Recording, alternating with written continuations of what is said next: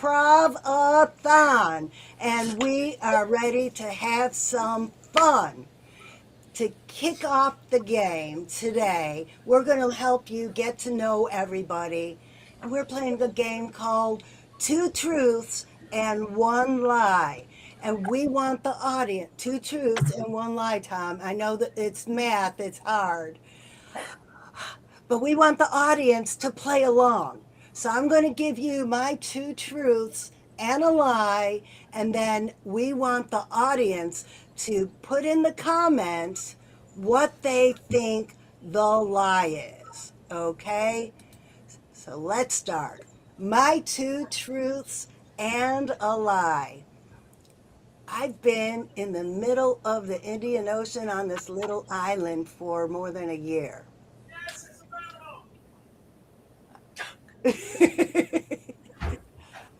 I had a Rottweiler named Baby.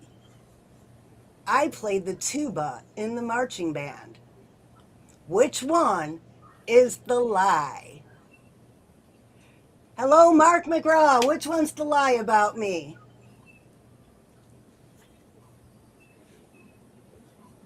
Can anyone in this group guess? I'm going to go with the tuba. You absolutely look like a clarinet type of person. Anyone else have a guess? I think the island is a lie. You think the I'm island? going with tuba. I agree with Hakeem. Second one. What was the second one? Guess what? I messed up. I told you three truths. That's a lie. And here we were, thought Tom was going to be the one struggling with math. The tuba is absolutely true. I played the tuba in the marching band. Okay, let's move on. Since I messed that all up, I am going to go over to Linda. Linda, what are your two truths and a lie? Okay. I got to think about these. Okay. Are you ready for these? Let's do it. I have traveled to Vancouver, British Columbia. I have traveled to Ireland. And I have traveled to Costa Rica. Which one's a lie? Which one is the lie? I think I've heard your speech, so I think I know which one the lie is. Okay. Anybody in the audience want to guess which one the lie is? Costa Rica, Ireland, or British Columbia? Which one has Linda not visited? Okay, British Hakeem, what do you think? I say British Columbia. I say Costa Rica. So I'm following in suit with Francine. All three are true.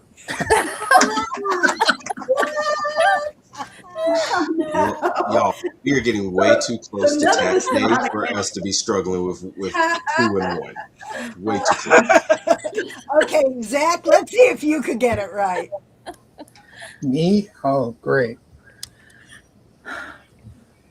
Two truths and a lie. Mhm.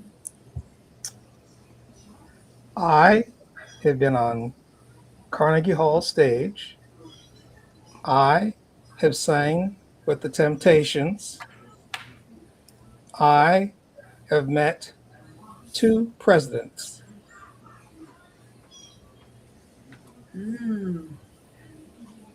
I think it's presidents of a Toastmasters club he's talking about. And he was one. I don't think you signed with the Temptations. I don't think it was the presidents. I think you met one or three, but not two. Yeah, I go with the presidents also. Anybody in the I'm going to go with audience presidents have a because I guess? think he was at Carnegie Hall and they heard him and they signed him to the Temptations right then, right there. So I'm going to say he has not met two presidents. You are correct. It is the two presidents. The rest is All right. Somebody was able to get it right. 2 truths and 1 lie. All right, Marjane, it's your turn. Okay, I'm having some technical difficulties, so I'm gonna have to have someone else go right now. Okay, Wait a go. minute. 2 truths and a lie. 2 truths and a lie. I have all my original teeth that I've grown myself in my mouth. I've traveled to Antarctica. And I've never been married. Oh, I screwed that up. Those were all truths. I followed everybody else. See?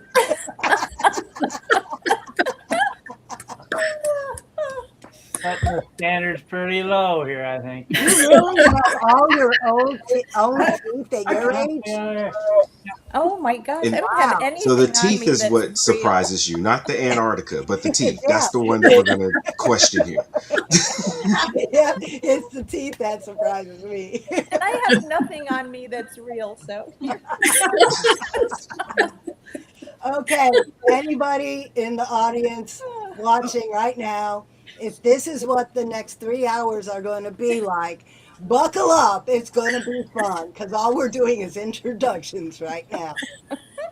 All right, Paula, it is your turn. All right, 2 truths and a lie. I was born in Germany. My favorite ride at Disney is Thunder Mountain Railroad. And I have never been on a cruise.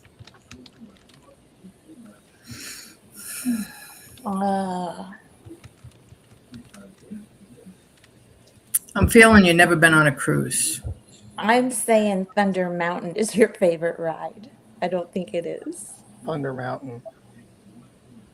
Call me crazy. I don't even know what Thunder Mountain is. So I'm going to say that that's a lie.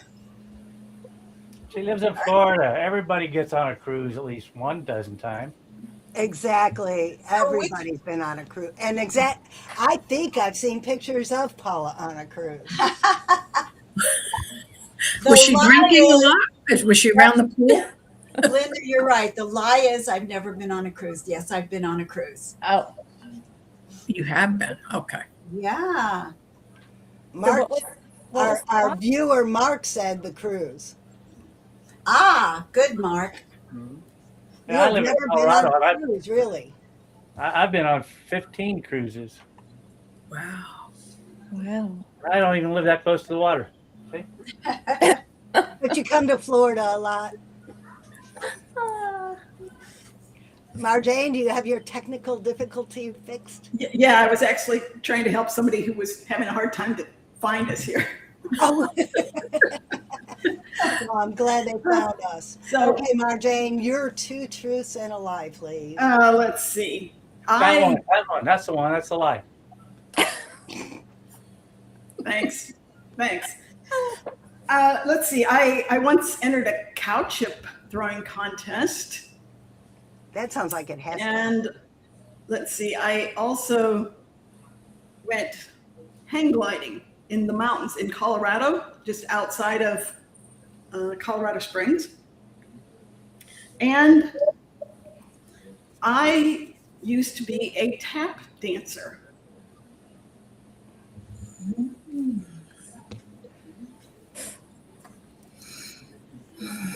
Tap dancer, huh?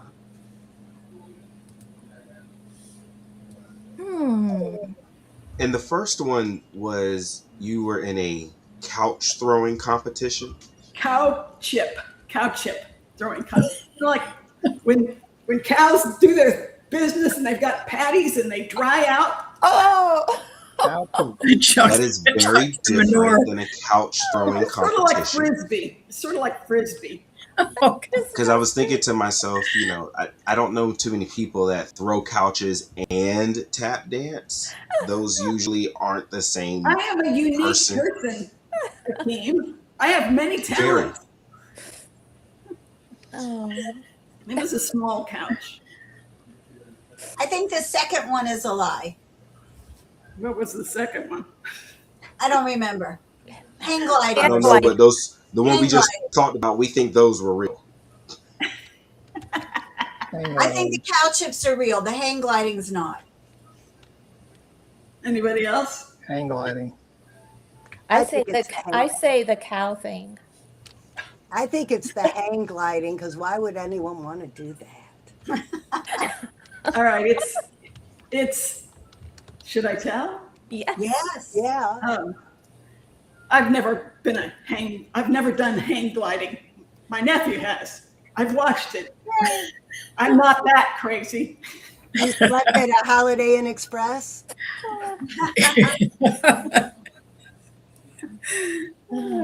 Okay. Who is next? Who have we have not heard from Akeem yet. All right, I got this. All right, y'all ready? Yes. Everyone ready? Okay, listen. I have 2 pet cats. I have 6 sisters. And I am Iron Man. I have Iron Man? 2 pet cats. I have 6 sisters. And I am Iron Man. Iron Man. Iron Man. I believe the cats are the lie. I'm going to say the cats also. Yeah. Okay. Any other guesses? I'm I gonna say say Iron Man, but there's got to be something behind that. I think we're I don't know, talking about ironing. I have one thing to say. You can't be Iron Man because I am Iron Man. So now listen, okay? Because What are the chances that we both have Iron Man masks ready? That is hysterical. What was that show where so you now had, everyone knows how me and Zach met. I Okay. promise that we didn't plan this. If you go back and look at Iron Man 2, well, the real and Iron you Man look at stand if you look up. at suit number 48 that's in the very, very back, that's me. And I do have 6 sisters. I do not have pet cats. I am not a fan of cats. No pet cats. All right. Last but not least, Rosemary. Okay. I am a professional clown. I got thrown off a plane. And I was a showgirl in Vegas. Okay, I didn't hear the second one. What was the second Yeah, one? what was that second one? What was Okay, that the first one was, I forgot what the first one was. I got thrown off a plane. I'm a professional clown. And I was a showgirl in Vegas. I'm calling the showgirl in Vegas a lie. Yeah, Yeah. Me too. you should have been, but I don't think you were. I wasn't. But I am a clown and I did get thrown off a plane. Now, are the two related? Because getting thrown off the plane, being what I wasn't a clown. was this then. just a single trip that we got all this in? Yes, the stewardess. I went to go to the ladies' room and I was in first class when I came back and she said, "Get off this plane." She gave my seat to her boyfriend. And I got thrown off the plane with a lot of tears. Well, did he at least look good? Like, was he at least a cute boyfriend? He was a cute boyfriend and she was very pretty, but it was my seat.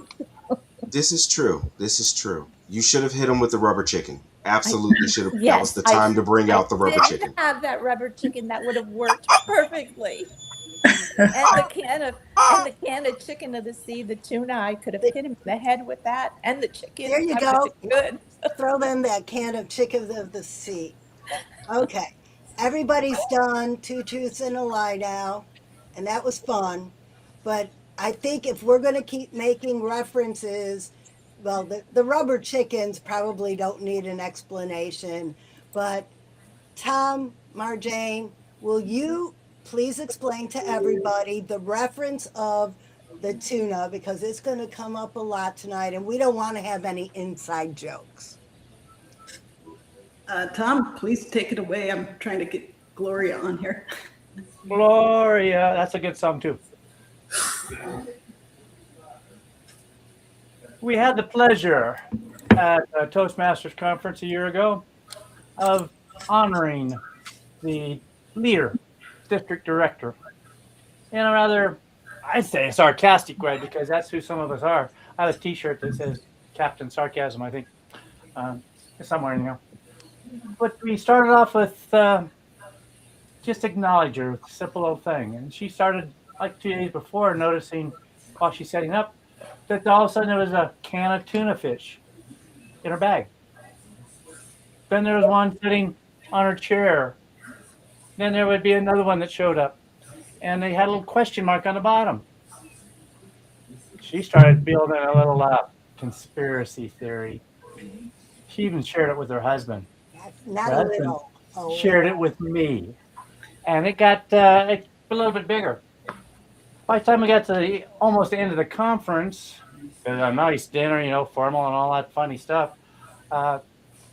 we had people going to our table and setting cans of tuna fish until they stacked higher and higher. And then she finally looked on the bottom, and it said on the bottom, www.findyourfunnytoastmastersclubs.org, rubber chicken of the sea. We started piecing things together and realized that we were advertising and we were having her help. So she took it to the next level, being a good sarcastic lady that she is, and I dearly love for it. She walked up to me just before she did one of her final presentation speeches of the evening. I was getting coffee. She looked directly at me and says, "I've changed my speech," and walked away. And sure enough, when she got up there and gave her presentation, she reached out and got some chat GPT help and wrote a speech about tuna and how their leadership style is perfect for her. So she threw it right back in her face. And we had approximately 52 cans of tuna fish that ended up on her table. Then they started giving awards out for other things, which is very common for this group. And they go, "Hey, can we give them out tuna fish cans too?" And they did. They passed out a little award and then and you get a can of tuna fish. So they continued to promote Find Your Funny Toastmasters to everybody who wasn't already aware of us. What we're going to do this year, we don't know, but I think the cans are getting bigger. Well, I picked up a can the other day at the store. Shall we just take this in? That's not tuna. No, it's a whole enchilada. So, It's only $4 for a whole can. so the lesson for all of you fellow Toastmasters out there, if you want to make a big bang at your club and get your club mentioned multiple hundreds of times, Eat a giant big can of beans. a big can of beans, a small can of tuna, something just That's a bigger bang than I think any of us want.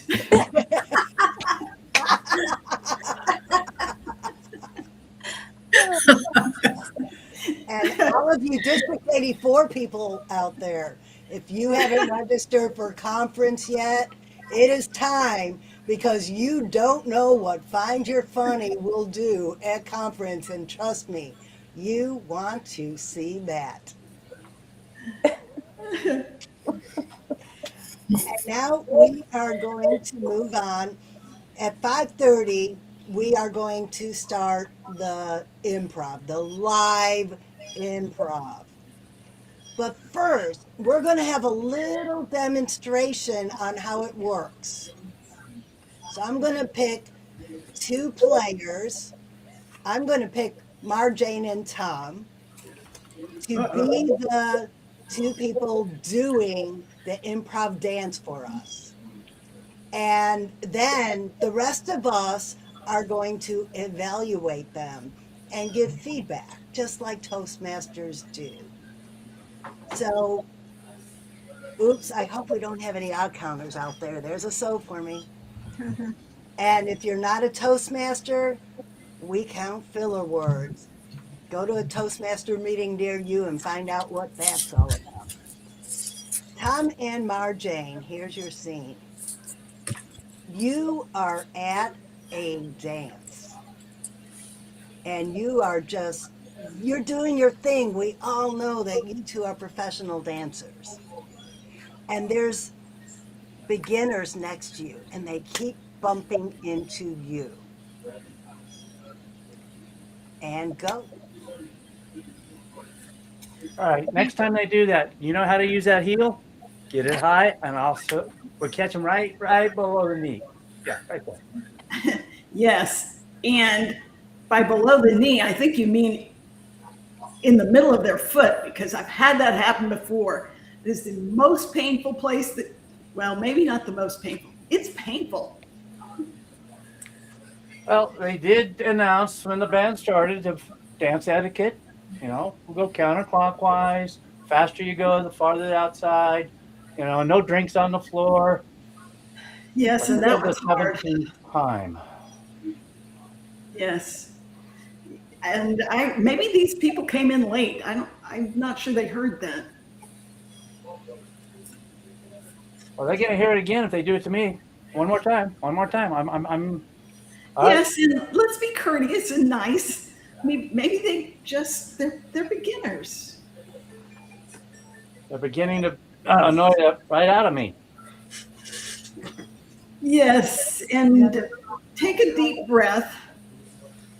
Okay, is it important? And now let it go. Oh, you want me to have to do that? Well, we've already paid. We're here. I'll put up with them for a little bit longer. I'll stay on the opposite side of the floor. All right. Yes, and the other option, we could just teach them some dance etiquette. We can charge them too. That'd be the best way.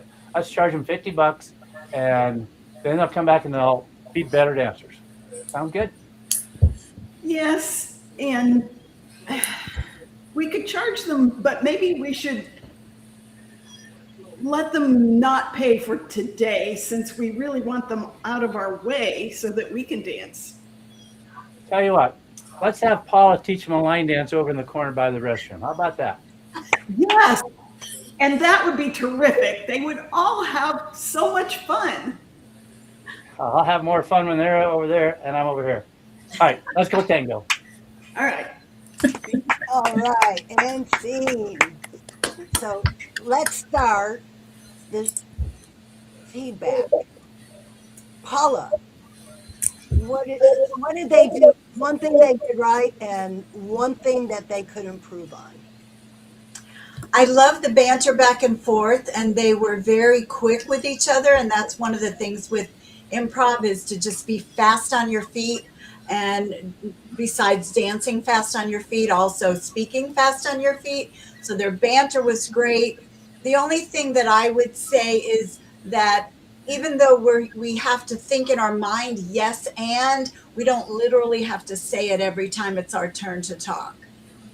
Those are my two things that I have to say. Thank you. Rosemary, your turn. Well, I was kind of wondering, I think Tom needs some anatomy lessons, because when he said, in the knee, I was just going to say, I've seen Marjane dance. She's good, but that would be a high kick. So I thought it was really good. I did like the bantering, and I agree with Paula on the yes and. Thank you. I really liked how Marjane kept it positive and kept trying to steer Tom toward the positive. Zach. I'm used to that.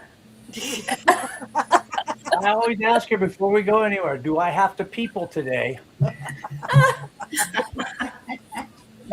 He's been around tuna too long. Zach, do you have any feedback about the dance lessons?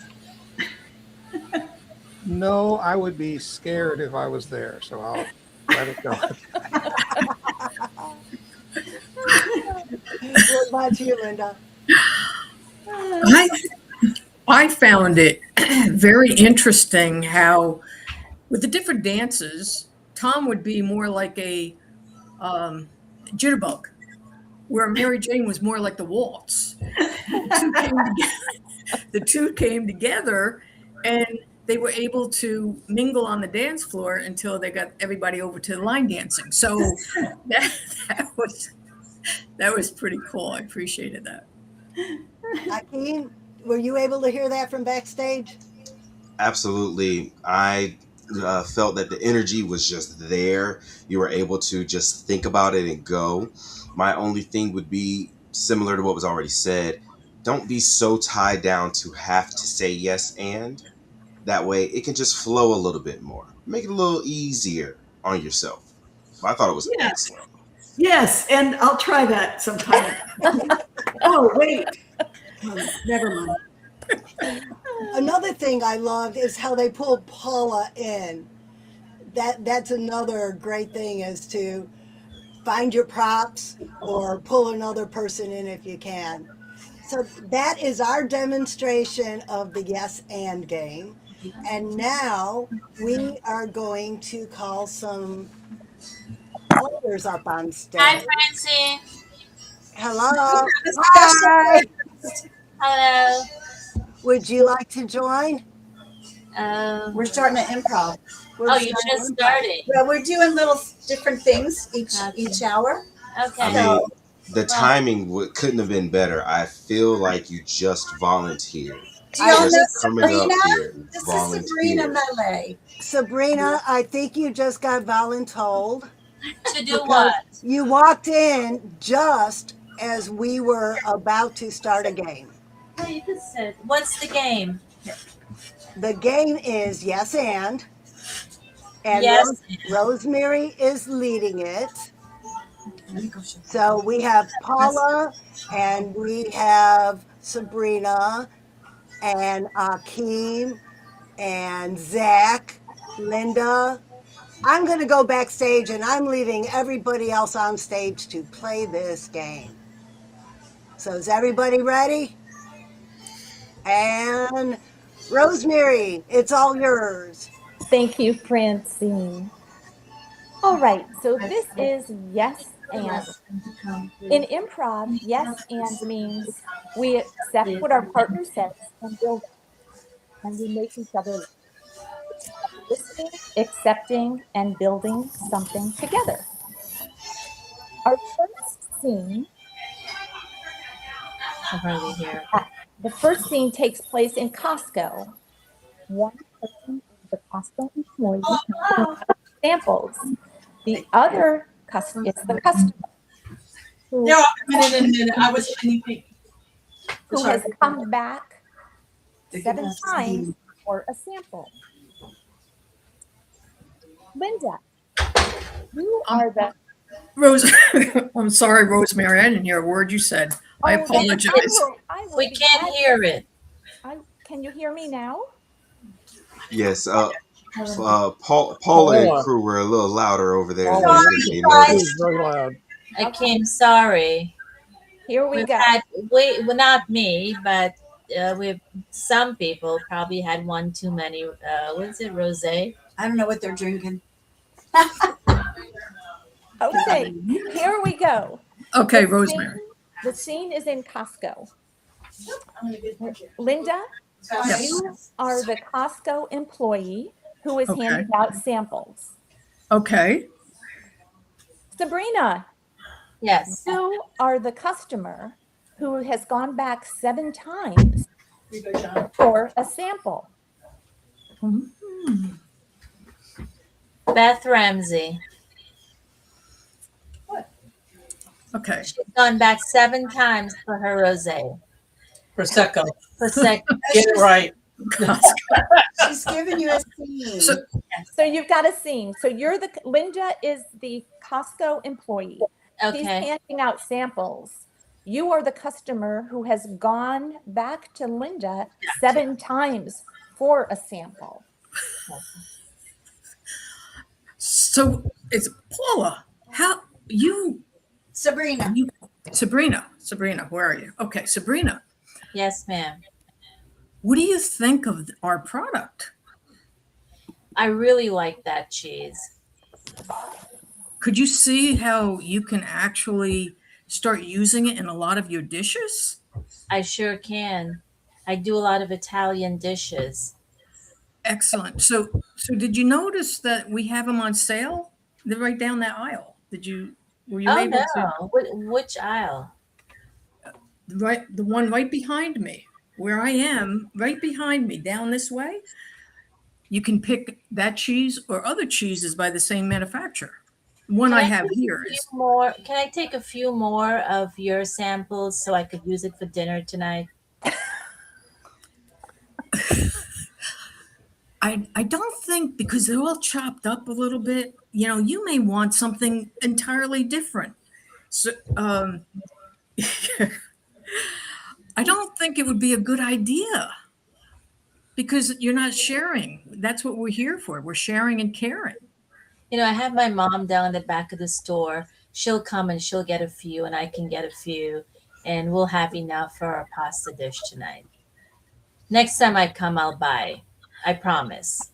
But you're enjoying them so much now. Why wouldn't you want to? Well, next time they're not going to be you're not going to get that discount. They're going to be very expensive. And with the price of everything going higher, especially cheese, oh, you would do yourself a disservice if you didn't buy them today. Okay, I'm gonna go get the pasta, and on my way out, I'll pick the cheese up.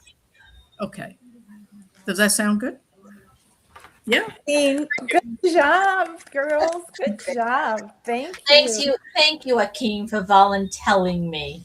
Sabrina, you did a great job. All right, let's Anytime, Sabrina. go. We have a crew here, guys. We have Dawn, we have Beth, we have Barbara, we have Gina, we have Kim. All right, well, we'll be using more of them. All right, scene 2. This is a fishing trip. Okay. The scene is going to be you're on a fishing trip with friends, and you're not very lucky about catching fish. Now you're all invited to a fish fry, and everyone is bringing the fish they caught. You haven't caught any fish. What are you bringing? And I am going to ask Tom, you are going to be the fisherman who has not caught a fish. And Zach, you're on the fishing trip with him. You are the host of the fish fry. Tom, what are you bringing? Hi, Jack. I used the best lure you gave me, and I still have not caught any fish. What should I do now, man? It's almost dark. Well, I'm thinking with the sun going down, you need to figure out that I think you're going to be able to get a really big fish if you just go to the edge of the lake over there where there's a little bit more light. The fish are going to the light? They're going into the light, kind of like that scary movie back in the day. They're going into the light. I need you to go over there and get them. Going into the light? I've never heard of that. How about if I just get a flashlight? If I get a flashlight and point it, will that draw them? Well, you could, but you see what happens is if you go over there with the flashlight, you're going to open up this gigantic portal into another dimension, and then you're going to have to sit there and have to figure out how you're going to get in there and get the biggest fish and get them back. I mean, what could you do? Now I think you're going into a fishtail now. I'm telling you, it'll work. I did it last week, and I came back with a big old tuna. A big tuna in this lake? Hey, it's all right. Just because it's small doesn't mean it can't have a big fish. All right. How about if I just, use a cigarette lighter? Would that work? You know what? Nobody's ever used a cigarette lighter. That might be a good idea. Now, how could you use it? Well, I'm right-handed, so I fish with my right pole, and I use this one. With this one, or Oh, that way. Well, if I Oh, put it upside down, it'd go out because the flame goes the other direction. So well, what if you had one hand this way and one hand this way? Would that work too? Would you be able to fish like that? Just kind of do this kind of thing like that? I hold the pole on my right hand.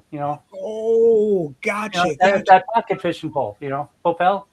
Nice, nice. Well, if you do that, instead of going into the light, I think you'd be able to get a gigantic fish, probably bigger than the tuna I got. I mean, let's try that. Well, isn't it true? Akeem told me earlier that you were fishing with magnets, and all you really did was put a magnet out there and pick up a can of tuna fish. I did. You are completely right. Ah, That's all I did. You're right. You're right. I can't lie to you. Tuna's the way to go. I trust you. Just bring tuna. all And righty. Great job, gentlemen. Thank you so much. It was so good on this. Yeah. Our next thing, I'll give you the thing and then I'll tell you what to do. It's a high-end men's clothing store in New York. There's a big bonus. Oh, hold on, Rosemary. I think your volume dropped down for a second. Oh, can you hear me now? You're A very little bit. quiet. It's Zooming low. out. Let's see. That's better. Right there sounds great. Is that good? If I get real close? Yes. Yeah, just come on through the camera. You got it. Okay. Hello. there you go. Go into the light. Scene 3. It's a high men's clothing store in New York. There's a big bonus for the salesperson. Closer. If she sells this blue, orange, and green polka dot suit, this is a men's high-end clothing store. And since you know one of the great dressers, Blue, orange, and green polka dot suit. you are the customer, and Paula, you are the sales lady. It's a really big bonus if you sell Akeem this blue, white, blue, green, and yellow polka dot suit. Blue, it does good for me. Green, I spent a lot of green on it. But these yellow polka dots, are you sure this is the way that I should go? Absolutely. I think this suit fits you absolutely perfectly. The shoulders, the length, even the arm length is just perfect. I don't think we could find a better fit. This suit is just absolutely perfect. And the colors, you could wear them with just about any color tie, any color socks.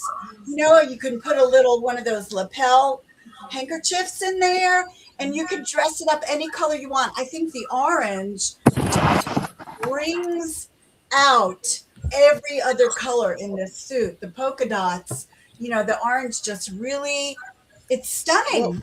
And it's such a great here's the price. issue. Here's the issue, okay? The orange, I can get with the orange, but it just clashes so much with this hook that I have.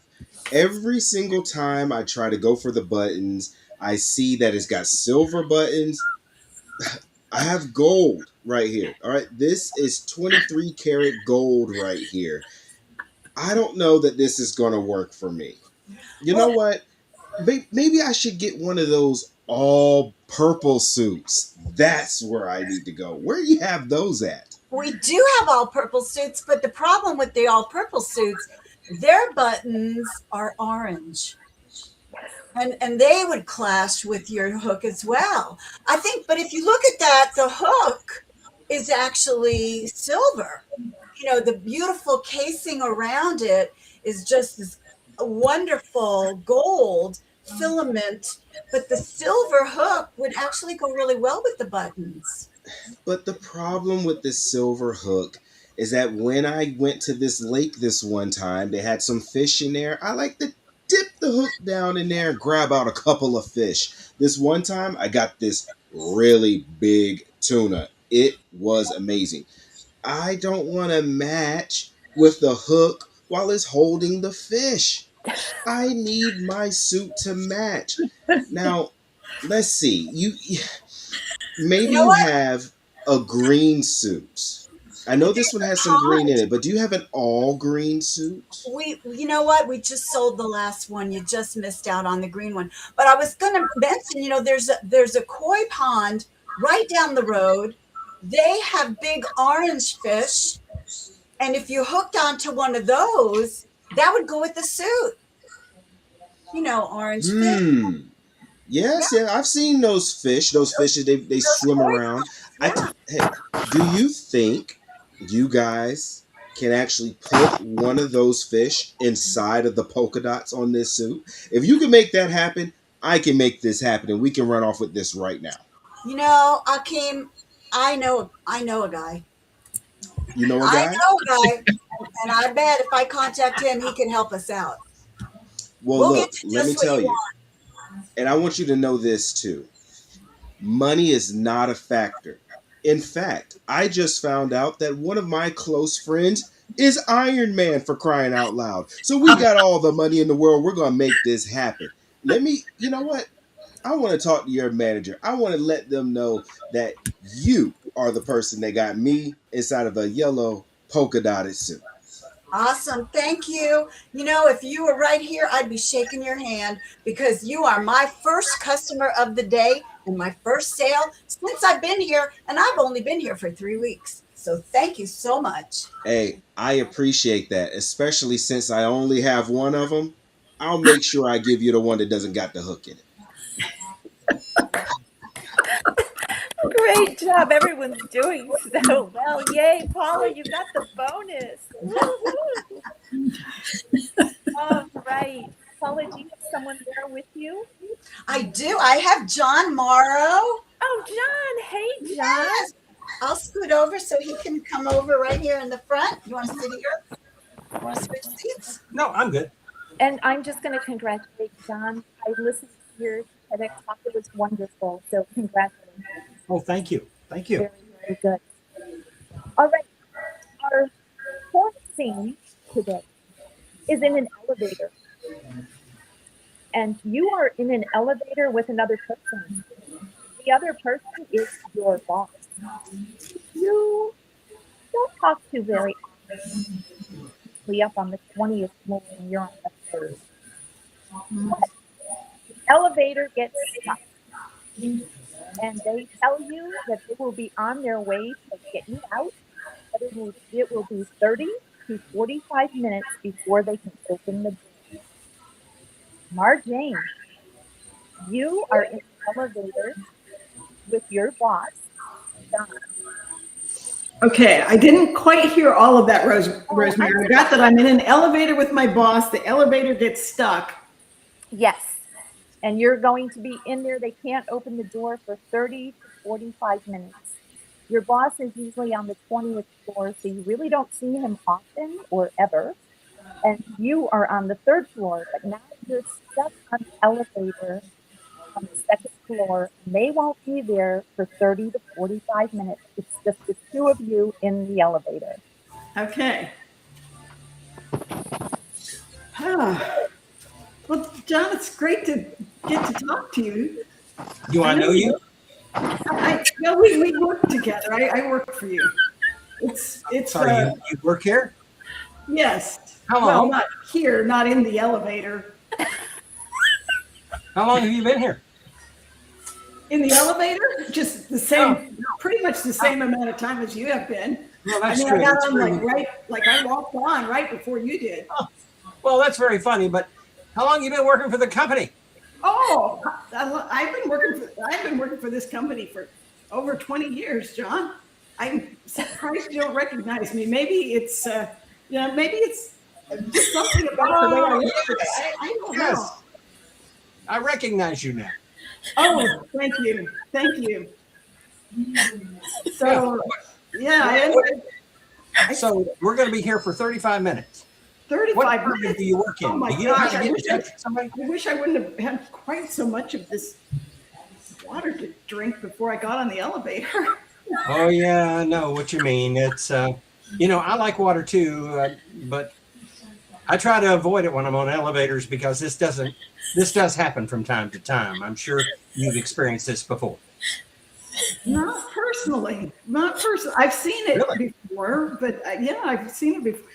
But yeah, and with that new work policy of the health benefits and trying to improve our health, I've been really working at this. So I've had a lot of water this morning, John.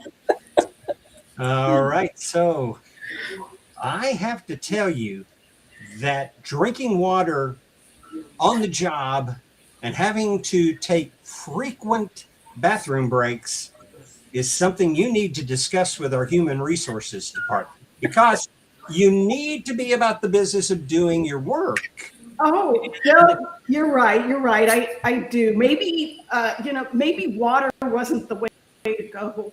I probably should have had a little more wine this morning than what I actually had. I think that might have gone a little better. It's not quite as, it doesn't, yeah.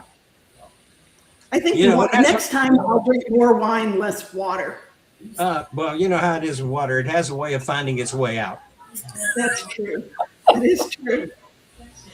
And John, while we're on here, I was kind of asking if I wanted to ask, could I get a raise? I mean, I don't get to talk to you very often. If we can get this elevator to work, you will get a raise. Well, thank you. It's not exactly the. Oh, I'm sorry. What did you mean? I was hoping for more money, actually. Money? Is there money involved? In getting this elevator repaired, there's definitely going to be money involved. And will I see some of that money? Only as it exchanges hands from my comptroller to the guy that's supposed to repair this. I think his name is Otis. Yeah. You know Otis, huh? Oh, yeah. But you haven't met me before in 20 years. Well, that's just, well, okay. Well, it's a big company. We have a lot of people. After all, it's a 20-story building, and I'm on the top floor. And yeah, so am I, John. My office is right outside of yours. Do you remember now? Ooh, really? Somebody told me that you're actually, aren't we stuck on the third floor? We are, yes. Oh. That's because we were both on the second floor and going back up to the top floor where both of our offices are. Well, actually, I was on the first floor and I was getting coffee, and then I changed my mind. Okay. I'm kind of glad I didn't get the coffee because it's got a diuretic in it. And, at my age, I have a bladder that's really old. Yes. Once we get off of here, John, let's both go get some wine. Well, I'll drink to that. All right. Oh, wonderful. Thank you. You all are doing such a great job. This is a great yes and. Our fifth St. Paula, do you have any more people in your? They're all in the other room. I can go see if anybody wants to play. You want me to go get someone? Go get someone. All right. Please. I shall return. I'll step aside I'm going to step aside so somebody can come in here and do a massive job, but not as good as Akeem, because Akeem, he has the hook. Massive job. He's talking about cow patties again. Sure. He hooked us all in. Oh, this is really a lot of fun. And as soon as Paula gets someone, but I'm going to call on someone to do the second one. Is that okay, Tom? Yeah, Rosemary, your volume, I think the auto adjust is picking you up and down. So Am I okay? I'm going to come really close, and I feel like, one of those people are, can you see me? Can you see me? Can you hear me? I don't know. I have a new computer, and it's not liking me. Okay. Can you hear me now? Yes, ma'am. Yes. Yes. All right. I'm going to have Tom and Marjane on this one again, because you're a couple. You're a couple. You're in a grocery store. Oh, no. And one of you is frugal, and one of Yes. you puts everything in the cart. I'm going to let you choose which one you would like to be, frugal or the person that puts everything in the cart. Take it away, Tom and Marjane. Tom, I don't think we need any more crackers. You know, I have quite a few at the house already. Oh, I'm too hopped off. Yeah, but all those crackers are already cracked. Remember what happened when they fell off the shelf? Yeah. We gotta have to get some fresh crackers. They still taste just fine. It's hard to put, the cheese and a little piece of salami between crumbs. Let's get some fresh crackers. They're on sale. Look at that. See, we get 5 boxes for $2. Or we could buy something else. We could get tuna, and then we could mix that with the crumbs and put it in a casserole. Tuna casserole again? Again? How many times do we have to eat tuna casserole in a week? Huh? How about something new? Probably only More once or crackers. twice in a week. More crackers. If we're gonna have, We oh, have we gotta use all 57 those- cans of this, though. We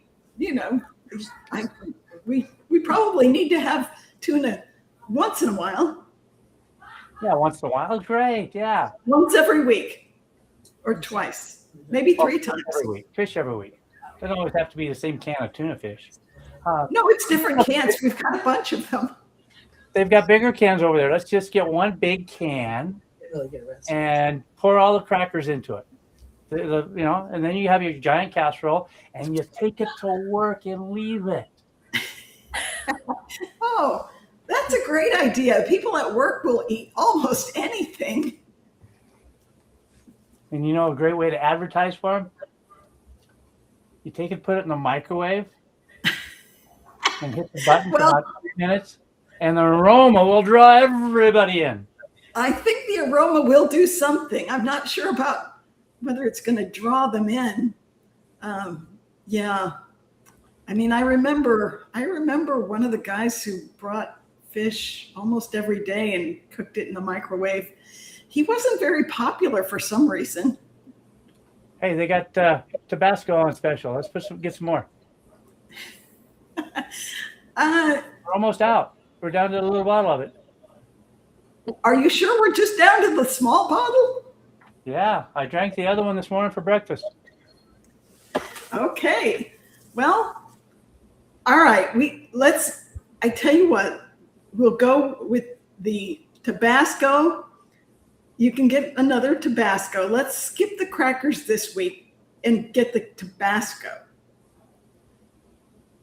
Can't we have both? Can we just come together and have it all? Get along. Well, okay.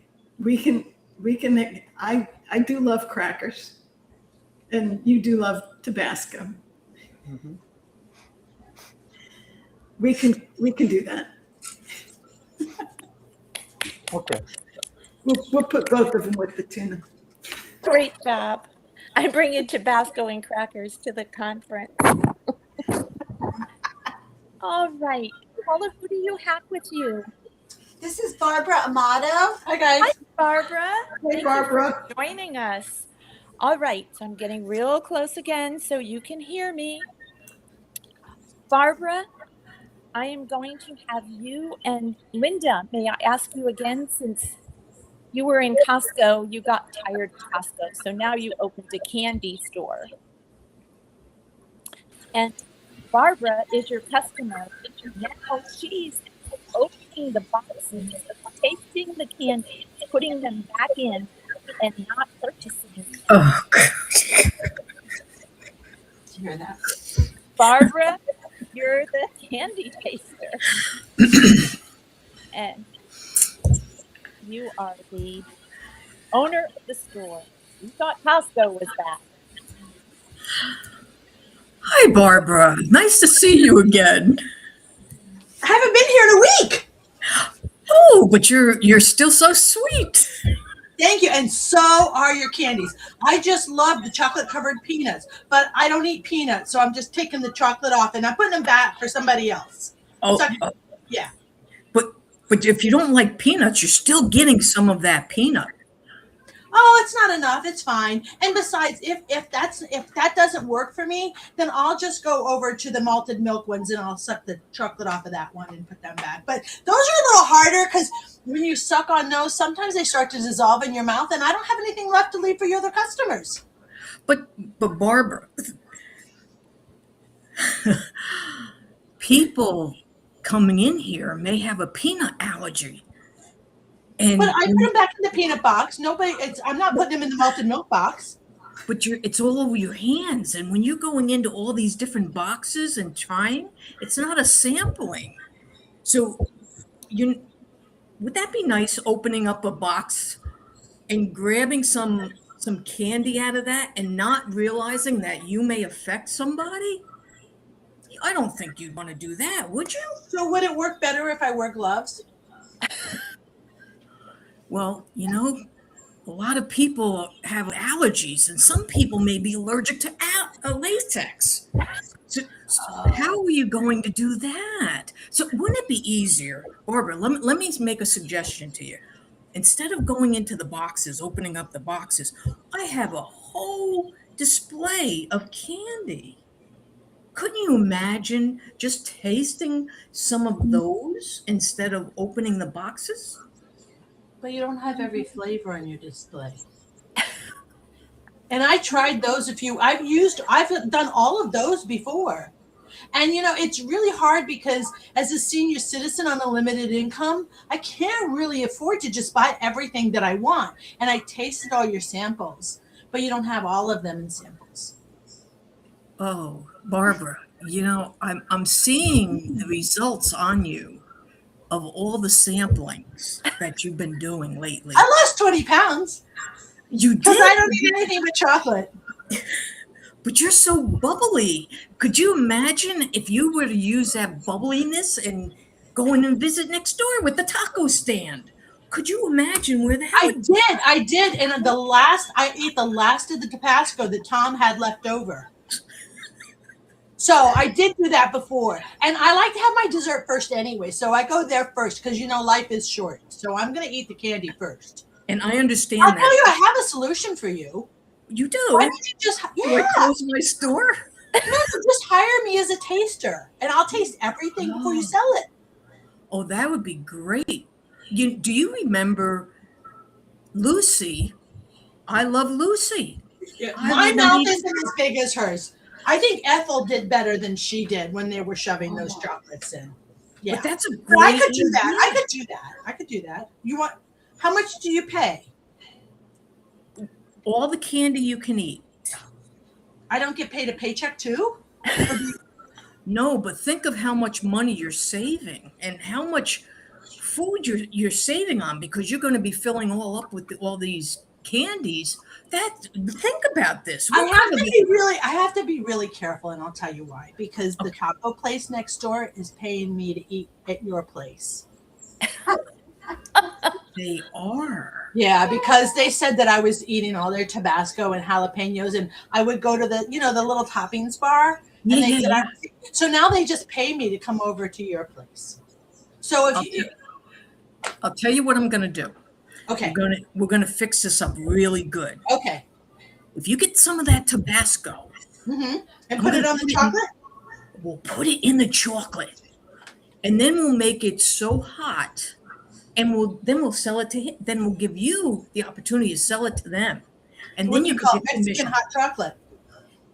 Exactly. And then you could get commission of all the ones that you're selling to them. Well, I have to really think about how I'm going to handle this, because the Thai place on the other side, I taste all their peanuts that they use for their peanut pad Thai. So between the three of you, that's kind of my breakfast, lunch, and dinner. And, I have a very limited income. So my Uber ride over here is really all I can afford. So if I talk to the Thai people and the Mexican and then you, I bet you I could make that work. Well, I think you can, because Barbara, check it out. Ty uses a lot of peanuts. Yep. Not too much. So instead of spitting them back in the box, just take them over to them? Do that. and sell it to them. And now you're making a commission off of it. Okay. All right. Now you're double dipping. Do you see that? So I can take the chocolate over to the Mexican place to make Mexican hot chocolate. And then the peanuts that I don't finish, I take over to the Thai place for the pad Thai. But I still come to you for the wonderful samples. Now you see how you're making the day. You have actually created a job. There you go. Hallelujah. Oh. All right, guys, I love you, but I got a house full of people I got to go back to. Thank you. Thank you, Barbara. Thank you. Thank you all for saying yes and with me today. You all did fantastic. It was wonderful. I'm glad I had Botox because I was laughing so hard I got wrinkles. Glad I got my injections. Back to you, Francine. Rosemary, you were so afraid about doing this today, and you did a marvelous job. Everybody give Rosemary a hand. If you are watching this on LinkedIn, YouTube, or Facebook, let's show Rosemary some love. And one of our fellow club members, Krista Giannick, is watching on LinkedIn. Hey, Krista. And now, moving on, I am happy to tell you that Paula and I did a little bit of an improv training. And I'm going to roll this video. And what I would like us all to go backstage. And if something really profound is said on this video, or something that relates back to something someone did during that improv session, let's stop the video and talk about it. So that is your homework, players. Everybody backstage, and we are going to roll the video. What I heard is when you're doing improv to just be in the moment and say whatever comes to mind. Yes. Can you give a tip on how to stop that overthinking? Really, the thing is, don't give yourself a lot of time. Just know in your mind that you have to give a fast answer. And if you stop and think about it, then you're wasting time, and you're wasting the audience's time in the sense that it slows everything down. So just be quick and don't think too hard or too long about it. That's one of the things that I was told when I took improv classes in Orlando, was just be quick on your feet. Just something will come to you. Just go with the first thing that comes to your mind. I think one thing that people should know is that there's no such thing as perfect in improv. So if you're waiting for that perfect response, you're going to lose your audience. Exactly. And there's no such thing as the wrong answer. The only thing that you know how they always say yes and. You don't have to literally use the words yes and, but keep that in your mind when somebody prompts you with a question or a scene or an act that they want you to continue. In your mind, you have to think yes, and then you add to it and try to stay positive. That's the only thing, is be fast and be positive. They stress, don't give negative answers. You want to keep that positivity and that enthusiasm flowing the whole time. Now, one thing I hear in improv a lot is they set up a scene with a kid and an adult, and the kid wants something, and it's the adult job to say no. How would you keep that? Say, Mom, I really want that elephant as a pet. Well, Alice, that elephant is a wonderful pet. I think that his cousin The mouse would be a better pet for you, don't you think? If you had a mouse instead of an elephant, you could cuddle it and you could tell it bedtime stories. It would be hard for you to walk an elephant down the street, but you can carry that mouse with you anywhere you want to go. Bring Yes, it to some other positive point. Instead of saying, no, you cannot have that. No, I don't want you to have that. I would love to let you have a pet. Let's go with this one instead. the redirect. Correct. Now, another thing that I always hear in improv is they set up these elaborate scenes, and sometimes the people doing the scene get confused. What would you tell somebody who didn't quite understand the instructions? Because so often people say, wait, can you repeat that? Or what am I supposed to? But I think you lose some of that momentum, correct? Absolutely. Absolutely. If someone doesn't quite understand the instructions, my thought is to keep the instructions as minimal and simple as possible. Don't set up a huge, elaborate scene, just something simple. You are a superhero and your goal is to go save this little girl that's in trouble. Take it from there. And then you create the scene on your own. They give you the ideas, they give you kind of the direction where they'd like you to go, but you use your imagination and you create the scene. And the first thing that comes to your mind is the right thing. So if it comes to your mind, don't think, oh, wait a minute, that's not good, because that is probably going to be the best response. Right. They always say to you, don't overthink it. Don't overthink it. And another thing that I have seen people do is they feel like they have to give a full-blown story. But isn't improv more about the play between the individuals in the scene? It absolutely is. And you can create the story as you relay back and forth. One of the things I remember is you set up your scene right from the start. Your initial conversation, your initial communication should be, hey, I know you're my older brother, but I really feel like we should get mom this gift for her birthday. And then the other person might want to, add to it. Well, I don't think mom would really appreciate a pet alligator. So let's think of something that mom could use instead of that alligator. Let's go with and come up with something else. But positive feedback, but let each other know, let the audience know who you are, what your relationship is to one another, and what your situation is in those first two sentences. I always love to ask a question, because then it's not just me talking, I'm actually having a conversation with the person I'm in the scene with.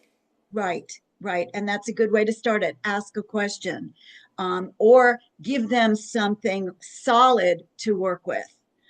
Thanks, sis, for meeting me here at McDonald's. I'm really in the mood for a fish sandwich, and take it from there. A fish sandwich? You're at McDonald's. Why would you want fish it?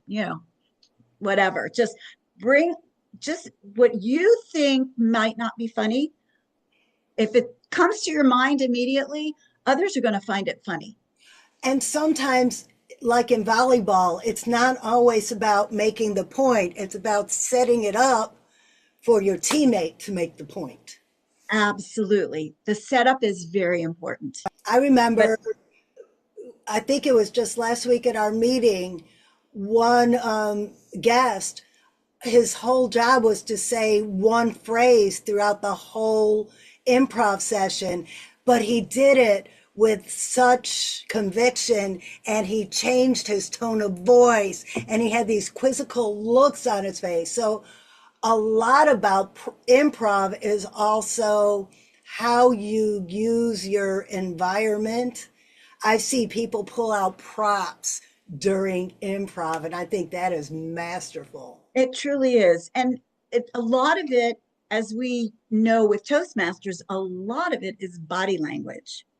And it's how you hold yourself, what your facial expressions are, what your eye movement and everything that you're doing physically, because improv is a lot about physicality. Very, very important to use your body, your vocal variety. Like you said, if they're only saying a few words, that I was there at that meeting and he did a wonderful job because every time he used those words, he emphasized it differently. And so it had a different meaning with each time he used that very same phrase. I remember one time we were in a scene with 3 people, and 2 minutes for 3 people, sometimes it's hard to get a word in. So I just had these weird looks on my face. You know, Francine, that's another really good important point is when you're in a scene with another person or more than one other person, don't steal the stage. Give each person equal time. It's real, especially when you're in a time constraint. You want to make sure that everybody has an opportunity to be part of that scene. That's right. One of the best pieces of advice I got is you don't have to be funny if you help your partner be funny, because it's a team sport. It's not an individual sport. Right? Just like you said earlier, you set it up for them. You can set up that, you know how we look at one too funny? You telling a story and you start the story, another person continues. That third person maybe has that pow, that bang. It one too funny. It can be as simple as that. I love that. One too funny. That is a good way of looking at it, because one thing that always throws me off is I have an idea of the way I want the scene to go, but then my partner has another idea of how that's supposed to go. So if they throw me off, I could use that too, just to get my bearings. Let them have the funny, get into the scene that they're helping create rather than the one I originally had in my mind. You are 100% correct with that. I've seen many times where somebody would start a scene and it would go in a totally different direction as to where they initially wanted it. And somehow they'd bring it back around to where they wanted it to go. But I don't think that's the right way to do it. I think the right way to do it is to let it flow naturally. And if it goes on a totally different path, then just take that path and run with it. Yes, because I have seen people try to get it back the direction they wanted to go, and the scene ends up falling flat. Right. It doesn't work because not everyone sees what you're seeing. Not everybody thinks the way you're thinking. So you might take it in one whole direction thinking, oh, yeah, this is where I want to go with it. But not everybody sees what's in your head. Right. And, you know, you could be as clear as you think you are, but to them, they have no idea where you're going with that. So it's now up to them to move it along. So you may start the scene, but you're not, inevitably, you're not going to be the one to do that pow ending. I remember there was one scene, of course, they put me in a helicopter because I used to fix helicopters. And I was supposed to tell the passenger to jump because the helicopter was going down. And I started the scene almost stuttering, and they thought that I wasn't starting the scene, but I was starting the scene with this quizzical look on my face, like, so sometimes what's in your head doesn't relate to the audience, but then once they figured out where I was going with it, everyone was right there with me. Mm-hmm. Exactly. And I'm going to tell you a funny story about that because that was I was the improv master. Yes, you were. Yeah. And my original idea, because it was a helicopter flying over this big city with a lot of tall buildings. And my initial thought with that was I'm going to give you that scene, and whoever has the scene is going to say, okay, your destination is on the right. Go ahead. Here's your, here's your, what do you call it? Parachute. Your parachute. Yeah. When I say 3, jump, and you should land right on the roof, something like that. And you took it in a whole different direction, which was wonderful because it made it even funnier. And then Melanie told me to go fix it, and I said, "Well, you're welcome to. I'm afraid of heights." Yes, exactly. And the thing that I notice with improv is that a lot of people, they don't know where to go with it. And one of the things that I always want people to remember is use your imagination. Make it fun, make it funny, make it different. Don't be so precise or correct with it, just because you're in a store and you want to hand somebody money to pay for your items, you might want to hand them a bunch of chocolate chip cookies. Well, this is how my mom takes money from, this is what my mom takes when I want to buy something. Just use your imagination. Go somewhere totally in a different direction, because that's what makes it funny and unexpected. Unexpected, and then that gives your partner something bigger and better to play off of. Mm-hmm. Yeah. My mind works like that. If someone was going to pay me with chocolate chip cookies, I would say, well, the ones with the nuts are worth more. So, if do you have any chocolate chip cookies with some nuts in it?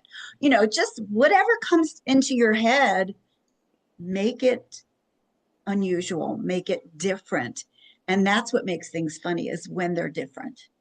Yes, because we're not telling funny stories. We are getting outside of the realm of reality. Mm-hmm. And the better you could stay in the moment and think outside of the box, the more outlandish you will allow yourself to be. Exactly. And I do remember when I was going to the improv classes, they would say, be that character. Don't just pretend that you are and try to like be real stiff doing that role. In your mind, be that character, be that little girl, eating her ice cream, or be that superhero flying through the clouds. Feel it in your bones, and use the characterizations, use the language, make the silly voices or make the funny faces. Don't be afraid of what people are going to think about you, because they're going to think you're great. You might say, oh gosh, I'm going to be embarrassed. You won't be embarrassed. I remember, I think it was Rajiv, and he was on a bus. Yeah, exactly. And then next thing you know, everybody in the scene's doing this. Right. When you watch on television and you see actors, whether it's a comedy show or a skits or even an improv show, like Whose Line Is It Anyway? They always just come up with it, just at the top of their head, and they just don't even give it a lot of thought. If they're thinking too hard, the camera's going to go off of them and go on to somebody else, and the people are going to lose interest. So again, you want to be fast on your feet, and you want to just don't put too much thought into it. That's my main message, I think. Now I have a question. Mm-hmm. One problem I have in improv is when my partner cracks me up, and I start crying and I'm laughing and I can't finish the scene. Any advice for that? Oh my gosh. If you are able to bring that laughter and those tears into the scene. Oh, yeah. Make that part of the scene, instead of like, oh, wait a minute, give me a minute, I have to compose myself. Just bring that into the scene somehow, whether it be funny tears or you start crying and you're like, now you're making me think of, when some of, come up with another story that's bringing to your mind, and that's why you're laughing or crying. That's always easier said than done, but that's why we practice. Mm-hmm. Mm-hmm. Yeah, and I think it's good to have somebody to practice with so you can put that back and forth, that banter. It's so important to have someone else's feedback again, because they may not say or do what you're expecting them to. And they're going to totally floor you with their answer. And now you have to come up with something to respond to what they just responded to you. So it is constant banter back and forth. And both of you need to be quick on your feet. And sometimes that's difficult when you're laughing.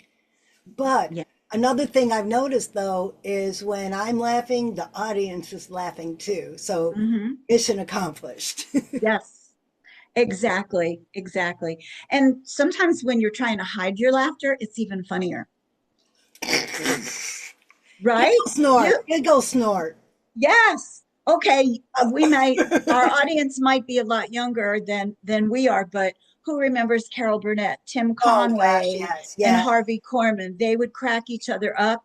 A lot of it was just improv, like right there on the spot. One wouldn't know what the other was going to do or say, and they're trying to hide their laughter.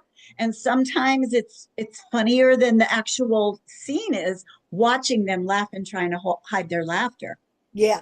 Oh, have you ever seen Robin Williams? And Yes. nothing he did was scripted. And then Oh gosh. you see the people in the scenes with him in the outtakes. Yes. As a matter of fact, I just saw something, I think it was this morning. I was watching some people talking about Robin Williams, and I think it was Nathan Lane, because he was in The Birdcage with Robin Williams, the movie The Birdcage, which is absolutely hysterical. If you've not seen it, you have to see it. But he was saying that the director literally had to go in another room when they were allowed. They had to follow the script for, I forget how many takes. They had to follow the script, but then they would allow them to go off script. And a lot of times that off script banter made it into the movie, but the producer or the director, it was one of them, had to literally leave the room because he would laugh so hard he couldn't focus on doing his job. Between Robin Williams and Nathan Lane, the two of them, it was hysterical. So yes. And I have seen some people in Find Your Funny during improv who were really that funny. Oh yes, me too. Me too. And what I love about the members, the guests, and the members of our improv at Find Your Funny is that everybody gives it a try. If they're hesitant, they'll try anyway. And nobody ever falls flat on their face, because there's always people there that's going to encourage them, keep going with it. And that's one of the things I love about our club, is that we encourage even people who have they feel like there's not a humorous bone in their body, but somehow they find it at Find Your Funny. And then sometimes it's that dry humor, the not being funny and being the straight man is just as funny, if not funnier. And that's usually done with the facial features. Wow. And sometimes what's not said makes it funny. Absolutely. The eyes, the rolling of the eyes, or the, whatever they're doing. You can see that in a lot of the famous comedians today too. And those of yesterday. They didn't have to say a word. It was all in their facial expression. And that's the same thing with improv. You don't have to say anything. There's different ways to communicate. You can, by speaking, by body language and facial expressions, or by silence. Or in Find Your Funny. That's absolutely right. Yes. I have a little mini rubber chicken. I don't know where he is. I have to find him. So I have my little aliens with me instead. Well, thank you, Paulo, so much. This was so much fun, and I hope the audience got something that they could use in their next improv session. And this is your invitation to join us at Find Your Funny. We meet the second and fourth Sundays of every month at 6:30 p.m. Eastern Time. It has been a pleasure to speak with you today. Thank Thank you for you. having me. And if you're watching this, stay tuned because Paula's going to be leading an improv session. So stay tuned and come watch Paula and the gang just play with some improv. And we're back. I'm going to start bringing some players out. Are you ready? Put your camera on if you are ready. Marjane and Tom and Akeem, Rosemary, Zach. There we go. There's Zach. Well, Linda's not back yet, so we'll just wait for Linda. But it is time for our next segment. Is everybody ready? Yeah. We are going to try the two truths and a lie again. I'm sorry, Francine. Yes. I hate to do this, but I am at Barbara Amato's house, and we are working on conference decorations, and they're getting ready to go. So if you don't mind switching and letting me do my improv really, really quick, and then I can sign off and you guys have a bang Let's up do it. sunshine. Let's do it. We're going to bring Paula out for the next round of. I'm going to give a sentence, and I'm going to ask you, and you're going to give me another sentence, and we're going to tell a story. And it's just give me a one sentence, and we're going to continue the story. Make up whatever you want to say quickly on the spot. It's just improv, fast and funny. That's our rule. Fast and funny. One sentence each. And I'll start it. And I'm going to go in this order. So remember your name so I don't have to call your name right after. So you automatically be ready to go. I will start. Then it'll be Marjane, Akeem, Rosemary. We're going to do it in that order. It's just going to be the four of us for this first round. Paula, Marjane, Akeem, Rosemary. Paula, Marjane, Akeem, Rosemary. And I can say it. I just am trying to say it too fast. Okay. You ready? Ready. I'm going to tell a story just a few minutes. It's not going to be long. I looked out my window and I thought it was going to be a beautiful sunny day. There was a purple haze. That was more than one sentence, I know. The purple haze turned out to be, well, it was interesting because it was the artist formerly known as Prince. As he played his guitar, tears fell into my eyes. I started dancing and couldn't stop. It was amazing. Before I knew it, there was a whole crowd of people around my house. They were chanting and cheering. Then I realized whose tears it was that fell into my eyes. I was still dancing and everyone having a great time. When all of a sudden there was a flash of lightning in the sky. And Prince appeared from the sky. And wouldn't you know that Michael Jackson was right behind him in that lightning? And I learned the moonwalk. Without a doubt, that was the best dream I've ever had.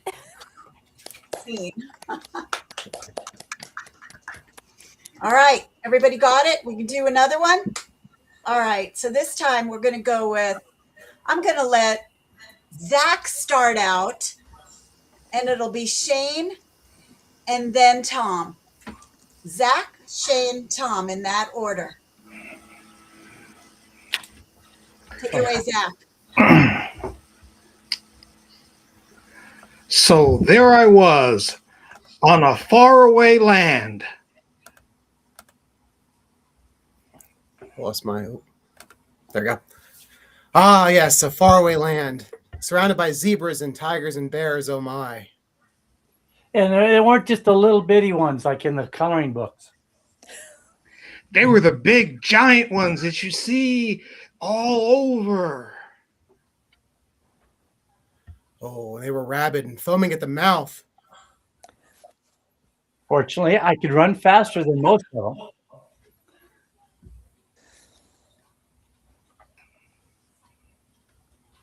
Oh, he must have got eaten. Zach, you're up. I did get eaten. As a matter of fact, I was eaten whole. But luckily, I was there with the doctor. We rushed to the scene, and within his bag, he had all the tools he needed, and we were able to successfully extract him. And when you pour Epicac down him in the whale's mouth, you just spit him right back out. It worked. And all I needed was a little bit of Tabasco sauce. Tabasco sauce. Speaking of which, they're having a barbecue nearby. So we used the Tabasco sauce, we brought it. We had quite the meal. Mostly whale steaks, but it was still tasty with the Tabasco on it. All right, scene. Thank you. Great job, everybody. Thank you so much for allowing me this time a little bit early. I need to go. My other team is waiting for me. Bye, Thank Paula. you. Bye, Paula. Bye, everybody. Enjoy. There you go. How do I get off? Okay. That sounds like a personal problem.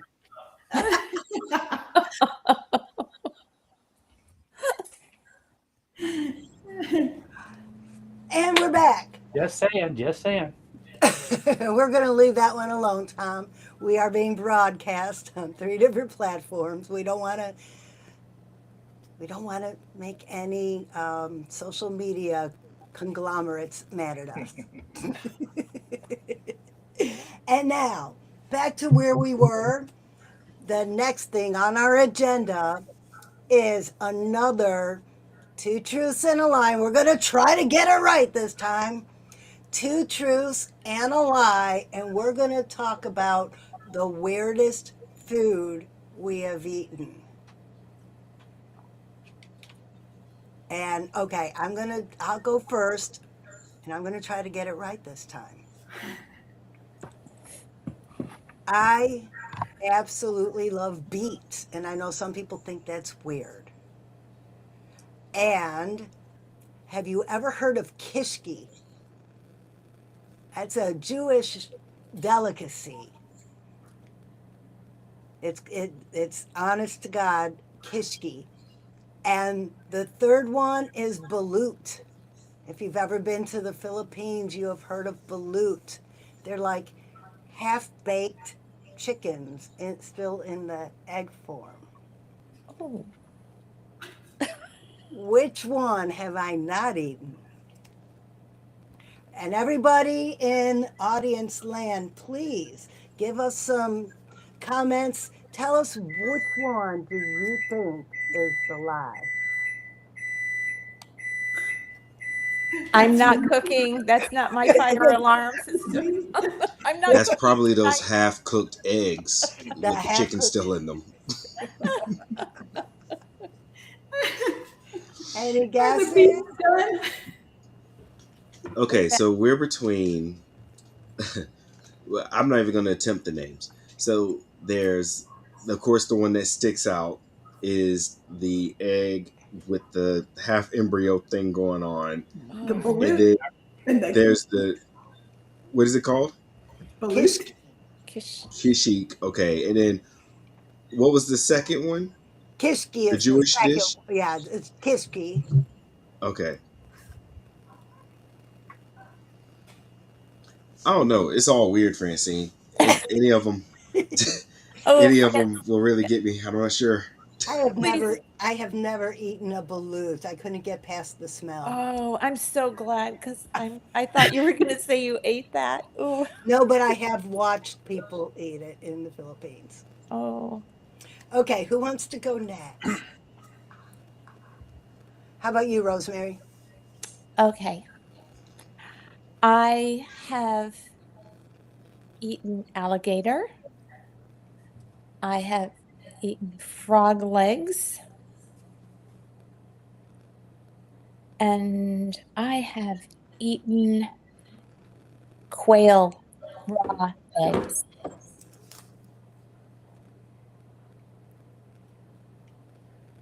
There's not really anything weird about any of those, but okay, we'll let you have that. That's your weird food. Hey, it depends on who you ask. Depends on who you ask. I don't think she likes eggs. I'll go with quail. I don't think she ate the quail egg. Oh, I did. I did. I had sushi the first time when I turned 30, and one of the things I tried everything. It was a quail egg. I didn't like it, but I did eat it. But I've never had alligator. I just kind of see their face, like looking at me. I couldn't eat it. I couldn't eat alligator. So I have so wait. The sushi and the quail egg. Please tell me that they weren't together. They were together. It's yeah. You Where get. are you trying sushi? I was in DC. I've never heard of a quail. I've never heard of an egg a It's bird's little. egg with the It's sushi. yeah. It's tiny. Like It's I love me some quail eggs, but with the sushi, that's the part that's bothering me right now. yeah. Ooh, that Am is I the weird good. one? Everyone else is like, well, Yeah. I have a couple of eggs by my sushi all the time. Oh yeah, you just throw Real some good. Tabasco on it. You'll be fine. Or some tuna. I was gonna say, Maybe it's mix, one of those fusion restaurants Yeah. where they fused more Yeah. sushi and chicken and I only had it Someone once. say It chicken. was enough. It was enough. Yeah, it was definitely enough. I mean, realistically, it's just a new turducken. Yeah.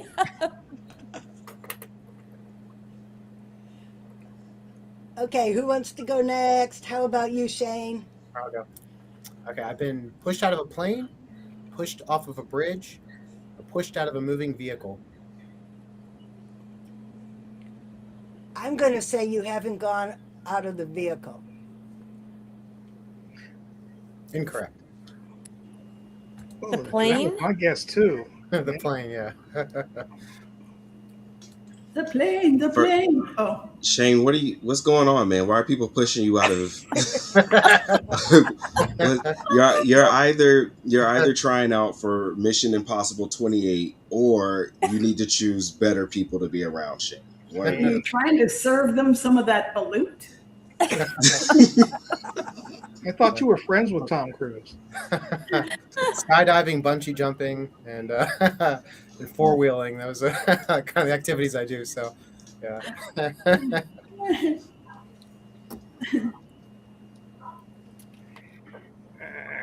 Who's next? All right, I can go with weird foods. Okay, Marjane, weird foods for Weird foods that I have eaten. I have eaten chicken feet, Oh, Believable. chocolate covered ants, and pig's ears. oh. I'm going to say no on the pig's ears because I've watched my dogs eat them and that takes a day or two for them to eat. I'm gonna say chicken feet. I'm going with the ants. You are correct, Akeem. Ants. Everything else she said, someone in the South has eaten, but the ants. Right.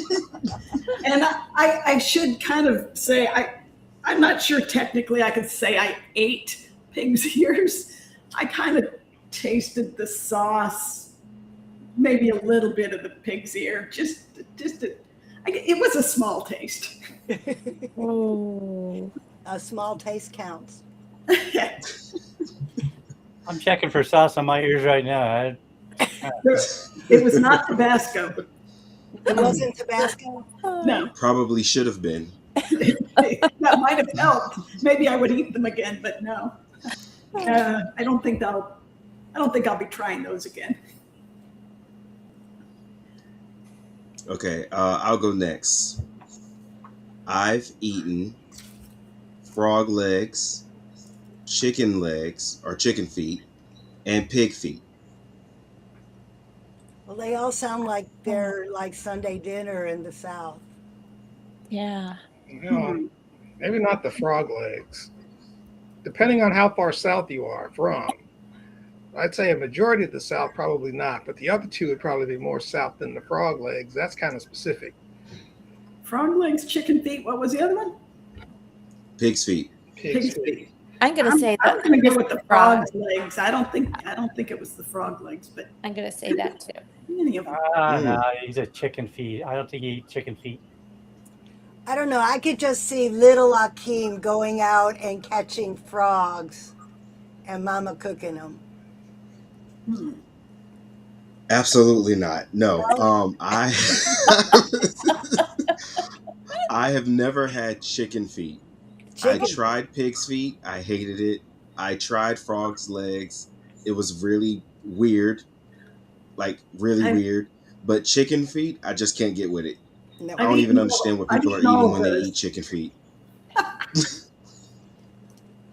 If I was to come into the house with a frog, I wouldn't be here right now because my mom would definitely push me out of a moving plane, car, bridge. It doesn't matter. She'd push me out. Wow. Oh, Zach? I have never eaten anything that was weird.